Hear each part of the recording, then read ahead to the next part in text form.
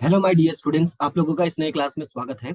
आज की अपनी इस नई क्लास में हम स्टार्ट करने वाले हैं शेयर किस्त या शेयर हफ्ता से रिलेटेड टॉपिक। ये जो क्वेश्चन है ये बोर्ड एग्जाम के पॉइंट ऑफ व्यू से बहुत ही इंपॉर्टेंट है और साथ ही साथ जो आपकी एग्जाम होने वाली है उसमें भी आने के चांसेस काफी हैं। इस टॉपिक से रिलेटेड आपके दो क्वेश्चन हम इस क्लास में डिस्कस करेंगे। पहला जो क्वेश्चन है वो है इसकी विधि के बारे में, यानी शेयर किस्त या शेयर हफ्ता मंगाने की विधि, जो बेसिकली जुलाई 2018 और मार्च 2019 में पूछा गया था। उसके बाद एक और क्वेश्चन डिस्कस करेंगे जो है शेयर किस्त संबंधी सेक्रेटरी के कर्तव्य, जो बेसिकली जुलाई 2018 और मार्च 2022 में पूछा गया था। यानी देखा जाए तो 18, 19, 22 और 20, 22 लगभग चारों साल में ये क्वेश्चन पूछा जरूर गया है शेयर किस्त से रिलेटेड, जिसमें दो आपके मेन टॉपिक होंगे, एक विधि और एक कर्तव्य। ठीक है, तो ये टॉपिक हम स्टार्ट करते हैं और समझते हैं कि इस क्वेश्चन में क्या है और कैसे करना है। पर उससे पहले हमें ये समझना जरूरी है कि शेयर किस्त या शेयर हफ्ता होता क्या है, ताकि उसकी विधि और सेक्रेटरी की कर्तव्य समझने में थोड़ा हमें हमारे लिए क्या हो आसान हो।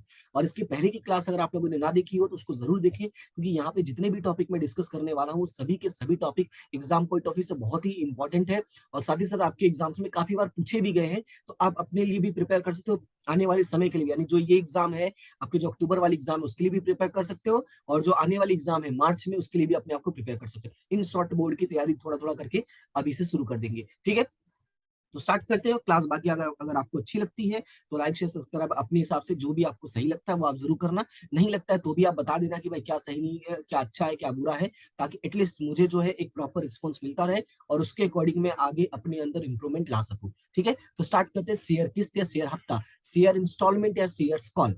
देखो, टॉपिक का नाम है शेयर हफ्ता।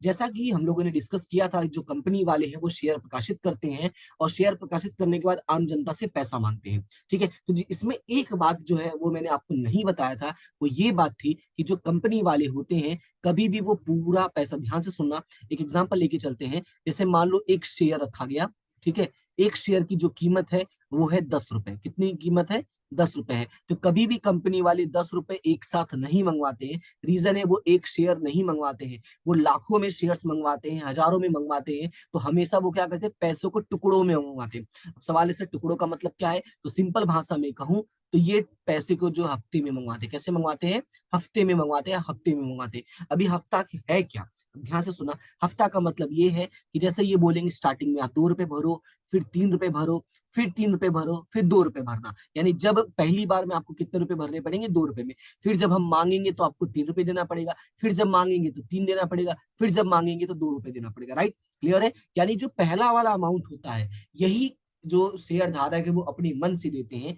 यही वाला जो पैसा है वो अपने मन से देते हैं, अपने मन से। बाकी के जितने भी पैसे हैं उसके लिए हमें सबसे पहले उनसे क्या करना पड़ता है, मांगना पड़ता है। क्लियर है, और इसी वजह से हम इसे क्या कहते हैं, शेयर हफ्ता या शेयर हफ्ता। क्लियर इतना, या शेयर किस्त। क्लियर हुआ इतना। तो इस तरह से आपको याद रखना है कि कंपनी को कभी भी पैसे पूरे एक साथ नहीं मिलते हैं, वो अलग अलग इंस्टॉलमेंट में, अलग अलग हफ्तों में आम जनता से पैसे इकट्ठा करती है। तो अलग अलग हफ्तों में या अलग अलग किस्त में आम जनता से पैसे इकट्ठा करेगी, तो उसी को हम क्या कहते हैं, हफ्ता कहते हैं। तो अब पढ़ते हैं कि हमारा टॉपिक क्या है। तो यहाँ पे लिखा है कि जब कंपनी शेयर प्रकाशित करती है, जो मैंने ऑलरेडी बता दिया कि कंपनी क्या करेगी, शेयर प्रकाशित करेगी, तो कभी भी मूल कीमत की संपूर्ण रकम एक साथ न भी मंगावे। ये इसलिए बात लिखा हुआ है कि इट मे बी पॉसिबल, वो एक साथ मंगा भी सकती है, मिट भी मिट सॉरी मिट बोल रहा हूँ, मे बी पॉसिबल की ना मंगवाए। क्लियर हुआ इतना, समझ में आया। तो याद रखना है कि मंगवा भी सकती है, नहीं भी मंगवा सकती, बट 99% चांसेस होते हैं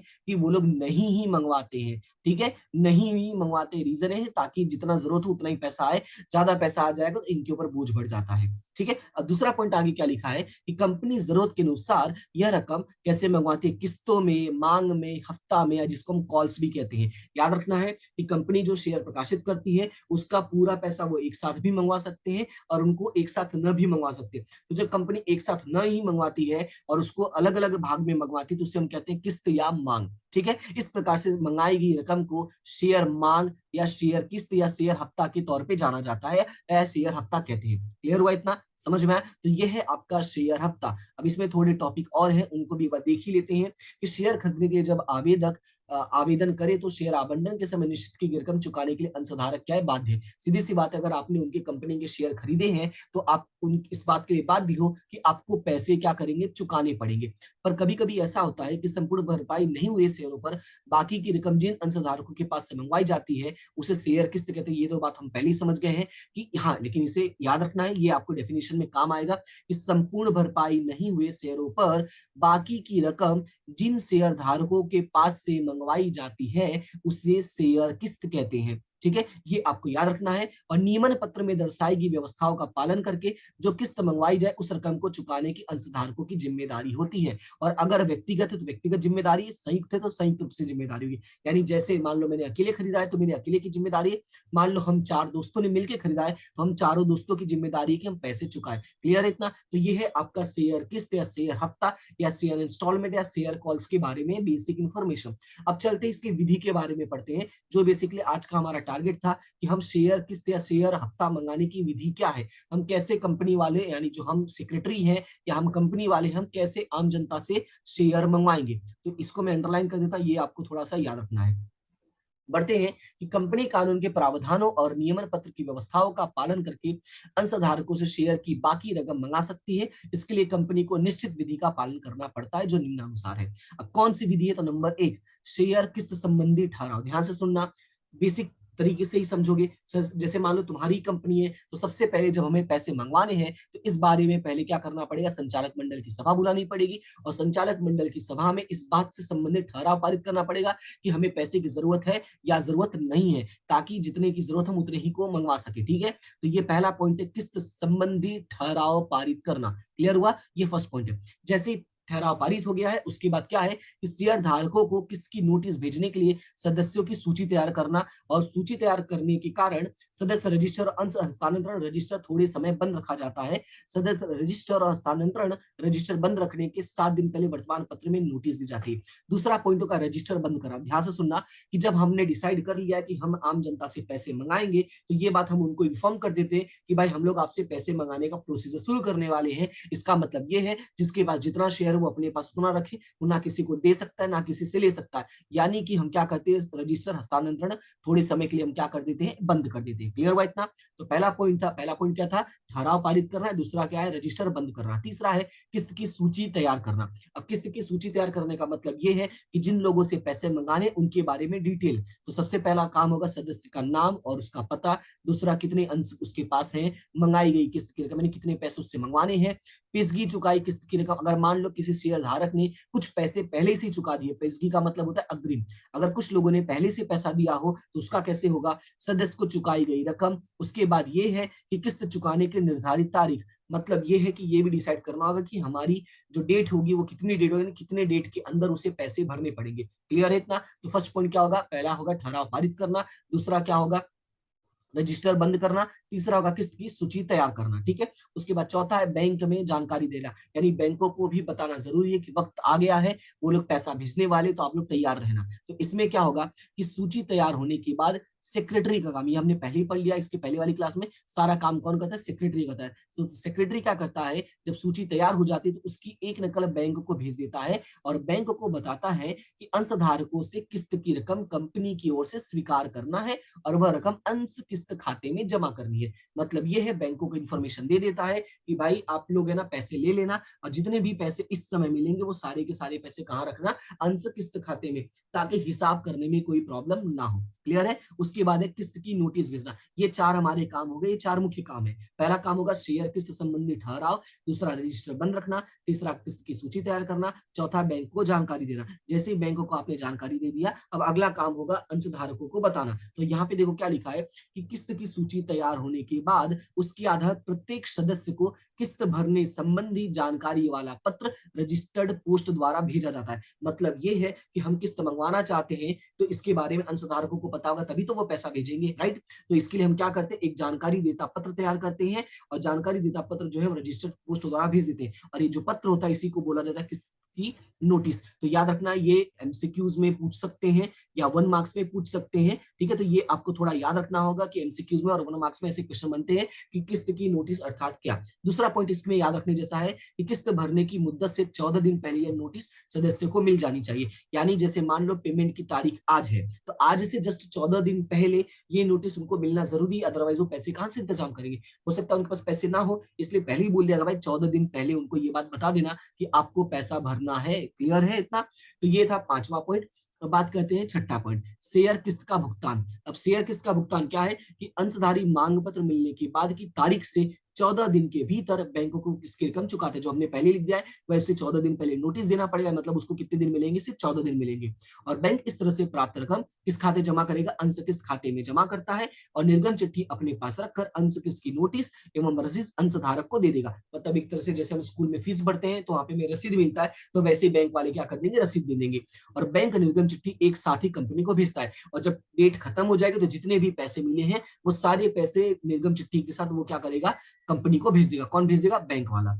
ठीक है। उसके बाद नेक्स्ट है मांग पत्रक में नोट करना, यानी जितने पैसे मिल गए हैं, जितने पैसे मिलना बाकी है, जितने लोगों ने पैसा दे दिया, कितने लोगों ने पैसा नहीं दिया है, ये सारी बातें जो है वो सदस्य रजिस्टर में क्या करेगा, टिप्पणी करेगा। कौन ये टिप्पणी करेगा, ये टिप्पणी करेगा हमारा सेक्रेटरी। क्लियर हुआ इतना? तो इस तरह से आपके टोटल कितने पॉइंट्स है, 7 पॉइंट्स है। एक बार इन सारी पॉइंट्स को रिपीट कर लेते हैं, जैसा मैं कहता हूं वैसे ही सुनना, ध्यान से याद करना, और मतलब ध्यान से सुनना और उसको अच्छे से याद करना। सबसे पहले होगा शेयर के संबंधी ठहराव पारित करना। मतलब ये है पहले तो मीटिंग होगी, बिना मीटिंग के तो हम कोई डिसीजन लेते नहीं है। तो पहले क्या होगी, मीटिंग होगी, मीटिंग में ठहराव पारित होगा। यानी पहला पॉइंट है आपका शेयर किस्त संबंधी ठहराव। दूसरा क्या है, सदस्य रजिस्टर बंद रखना, ताकि कोई शेयर जो इधर से उधर बेच ना सके और हमें कोई प्रॉब्लम ना हो। तो दूसरा काम होगा रजिस्टर को क्या करना है, बंद रखना है। रजिस्टर बंद करने के बाद तीसरा काम होगा सूची तैयार करना, यानी कितने लोगों से पैसे मंगवाने हैं उसकी पूरी डिटेल तैयार करना है। ठीक है। पहले ठहराव पारित करना है, रजिस्टर बंद रखना है, सूची तैयार करना है। सूची तैयार करने के बाद वो लेटर जो यानी जो सूची है वो हम क्या करेंगे, बैंक को भेज देंगे।